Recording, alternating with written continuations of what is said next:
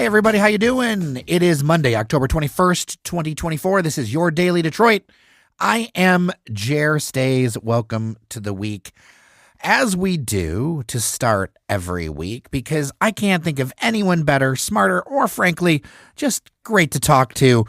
It's Steve Friess, veteran journalist, Newsweek, the New York Times, anything with news in it, frankly. Steve Friess has had a hand, and he also writes the weekly newsletter for the Ann Arbor Observer. Steve Friess, it's another week. The time is ticking down. We're getting closer to the election. Unfortunately, I'm getting this vibe that the election will not be the end of the drama with all of this at all. And we actually have a listener question about this that we'll address later in the show. Well, that is probably true. It probably will not end on that day. Yeah. So the candidates are crisscrossing Michigan right now.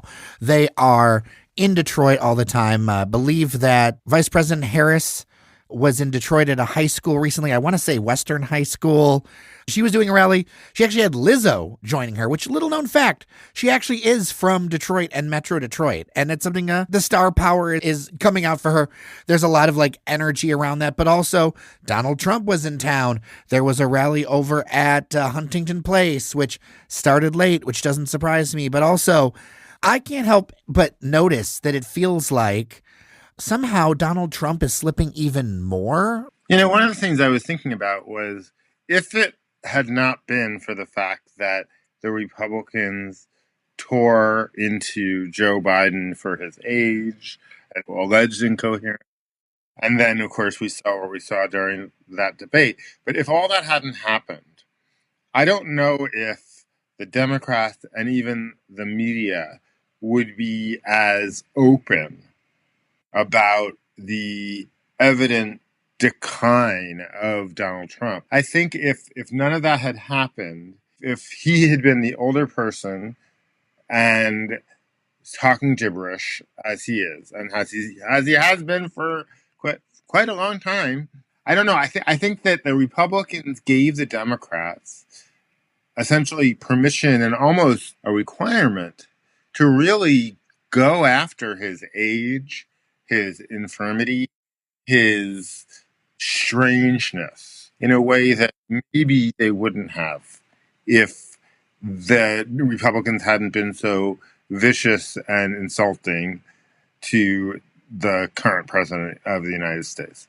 So that's kind of interesting. I mean, a lot of things come back to haunt the Republicans because they're the ones that insisted on making certain things an issue. To be honest, I think that over the past several months, there has been a real recognition that, I hate the term because it's a cliche, but the sane washing of Donald Trump could no longer persist. It wasn't serving the readers or the public, or in the case of the Democratic candidates against him, the voting public, it wasn't serving anybody to act like Donald Trump gave a coherent speech when Donald Trump probably hasn't given a coherent speech in a very, very long time, perhaps ever, but certainly not recently. All of this stuff has come to bear, and it's coming out.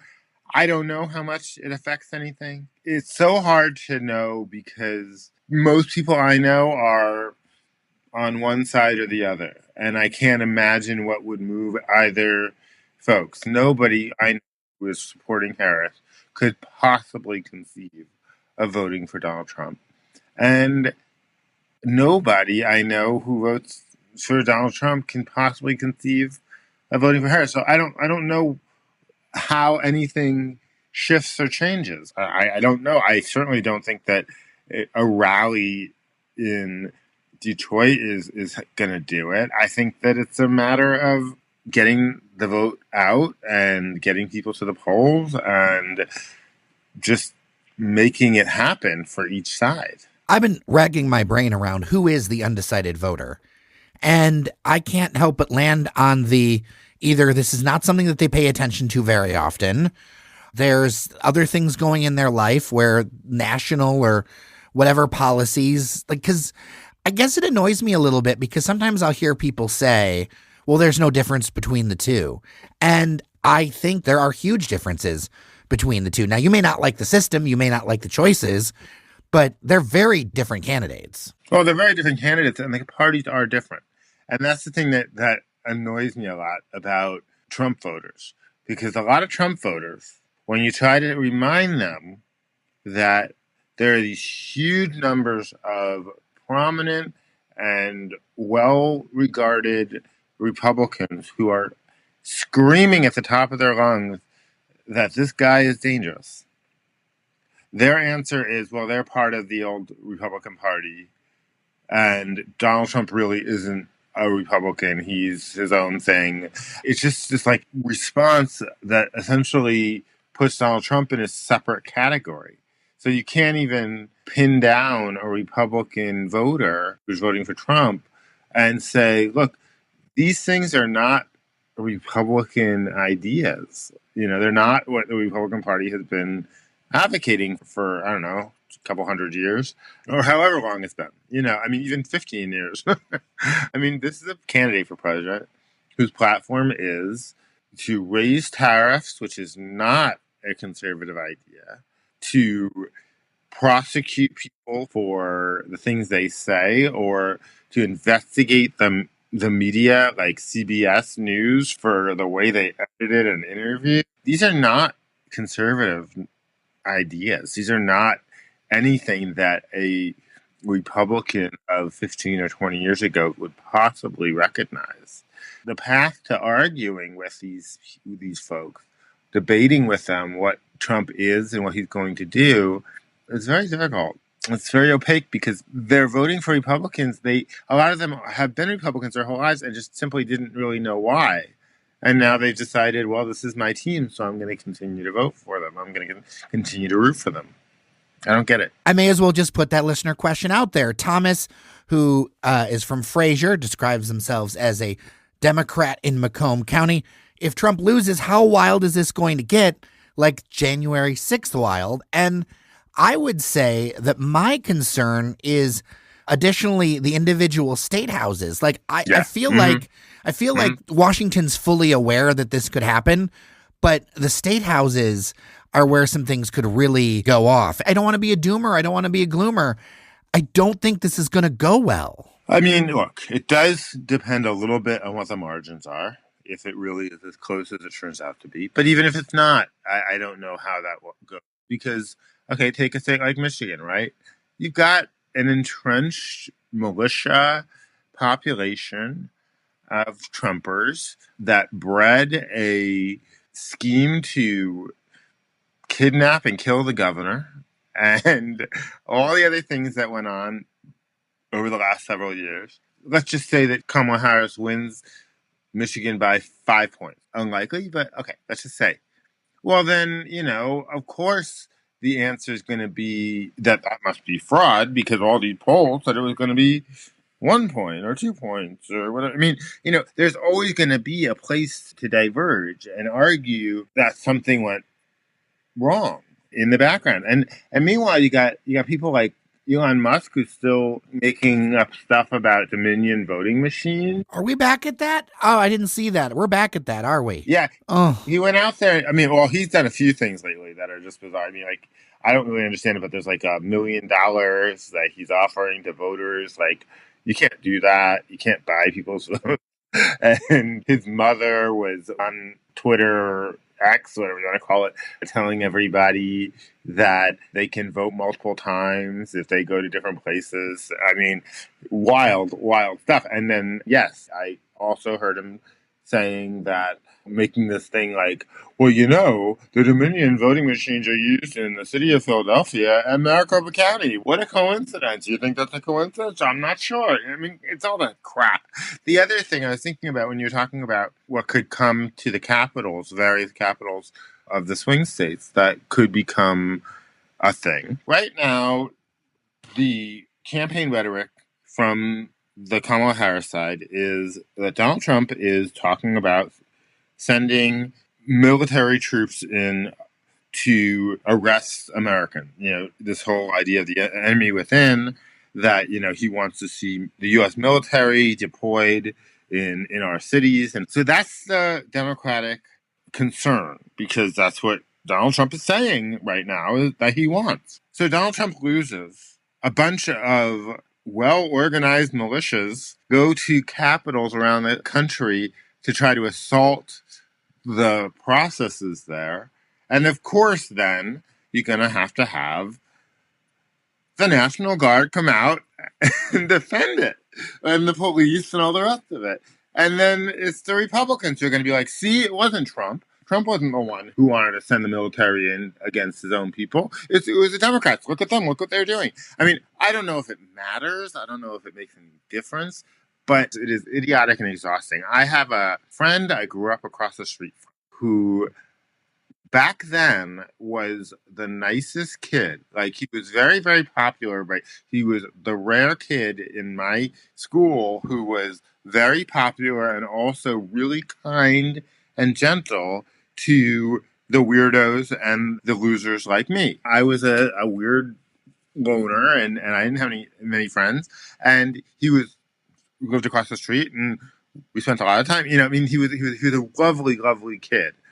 And I hadn't talked to him in many, many years. Facebook threw us back together. Then I realized he's like a crazy Trumper, and he's vicious and he's nasty. And I'm like, what happened to that nice kid I knew when we were growing up, who was always so kind to everybody? I mean, the stuff that he's saying online is insane.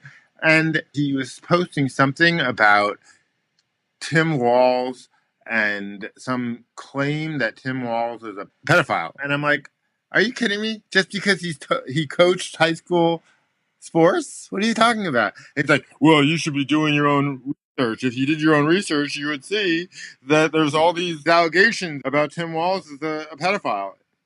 They're not true. They're made up. They somebody invented some emails that were obviously doctored and made up, and it gets into the ether and it gets into the system, and then people see it and believe it. And when you try to tell them it's not real, they say that you're the one that's gullible. Up is down and black is white, and we're in a fun house, and it is exhausting. Is there any way out of this? Like, No. This is not the world I want to live in. I don't know. I mean, the worst part of it is that a person like Donald Trump took control of it.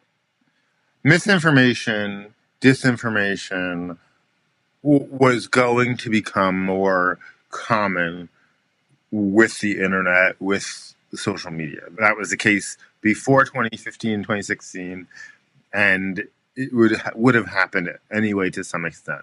But to have the most powerful political figures in the country sowing this kind of division and promulgating all of this rhetoric and all these lies, it just escalates it. It just adds rocket fuel that I don't know how you put it back in the bottle. I mean, I suppose that if and when Donald Trump actually leaves the national stage, maybe it will simmer down.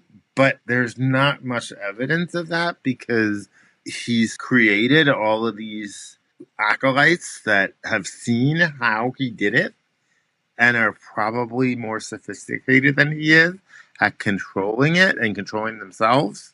Steve, it feels like our collective nervous system has been rewired. It's kind of disappointing, but what I found on social media, what works best is just like flooding the zone. I see this in polling too. Firms I've never heard of, and everyone's so desperate for like something to talk about, and few, if anyone, is looking any deeper because the incentive and the money is about volume, not value. I had dinner with someone who deleted their social media a few years ago at the last election and has not looked back. It was honestly a great conversation. I felt bad having my phone buzz for work stuff from time to time. It was thoughtful and focused and good-humored. Like, I started as an optimist about social media, but it seems like the angry comment section has come to real life.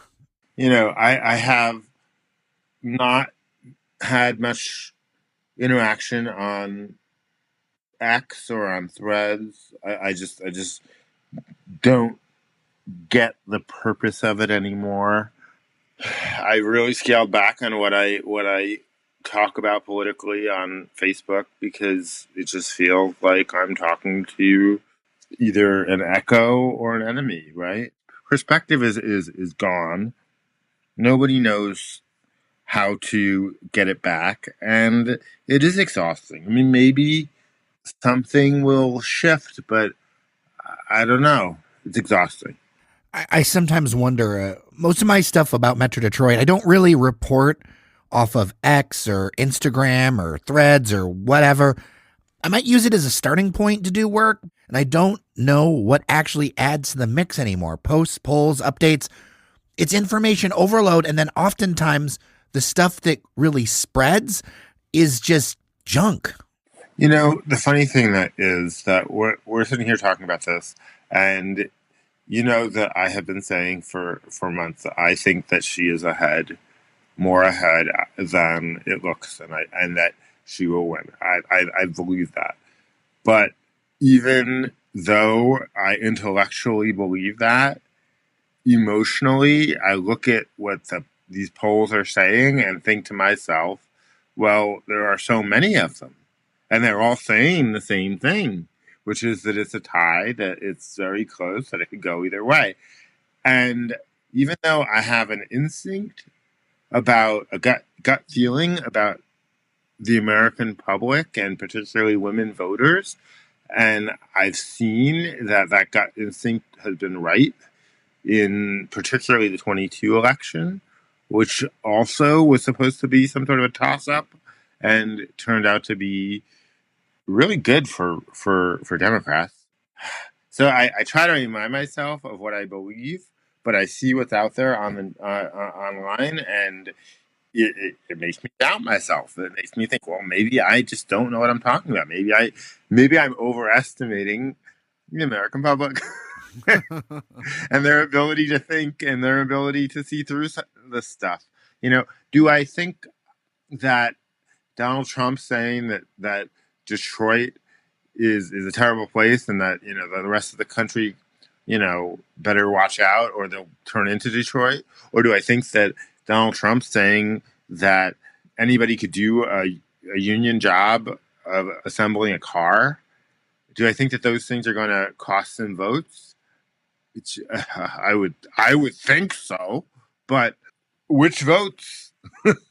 I don't understand. I have to admit, I don't understand any union worker who is supporting Donald Trump after Donald Trump was laughing about Elon Musk firing union people when they wanted to threaten a strike.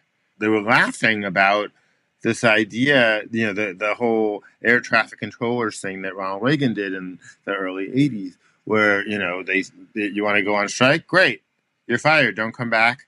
Ha ha ha. We'll bring in new people.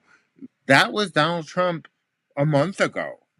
I don't know how any union person thinks that he has their back. You were talking off air with me that the Detroit Free Press did something around Vice President Harris, but in print. Yeah, and the reason I bring it up is because I think that it's something that maybe years ago when people actually looked at print newspapers, they might have had a reaction to, or it might have had an impact. I don't know how much of an impact anything in print has anymore, but the opinion page of the Detroit Free Press today, which is the combined paper, so the Detroit news readers also get it if they're getting the print newspaper. It's 3, maybe 4 pages of short essays from all kinds of different types of people explaining why they're supporting Kamala Harris. The top one is an Arab American guy talking about why Harris is the only chance for peace in the Middle East. And there's a black woman who's saying that she was 8 years old when Geraldine Ferrara was nominated, and she's been waiting all her life to vote for Kamala Harris.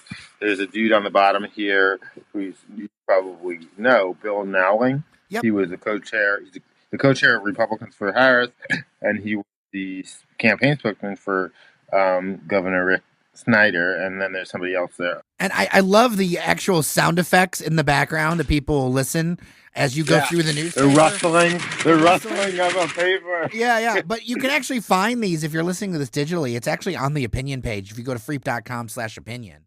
I'm sure it is, but the thing about it is that there is a difference. Like, that's the thing, right? This is a uniquely print impact because online it's just a list of links. I started reading it and I'm like, oh wait, they're all for her. This isn't some for one, some for the other. This is just 3-4 pages of different perspectives on why she's the one. Look, format matters. I used to read the print paper every day. I feel like I discovered a lot more. There was an engagement with the creative work. And look, I still like print magazines. Atomized as everything is as individual headlines. I was just having an internal team could talk about this. It hits different. You lose context, but Google, social media, all of it makes it all separate little bits now. Yeah. I mean, and then you flip over to the other side, and there's an editorial from the Detroit News that was really badly edited. There's a paragraph that's repeated twice in a row. I'm not kidding. There's a sentence that doesn't have a verb. But it's I'm sure a very well thought out attack on Jocelyn Benson for not, I don't know, cleansing the voter rolls. That it says that Bridge, Michigan reports that Michigan's voter rolls contain 500,000 more people registered to vote than our current voting age population. And then there's this one wonderful little paragraph down here. We've been through the destructive process of having a sizable part of the population who doesn't believe the election was valid in 2020. So we all have to react. We all have to do stuff to cater to the people who have decided to believe in lies and misinformation. We're obligated as a community to cater to these people. They're wrong. The election wasn't stolen.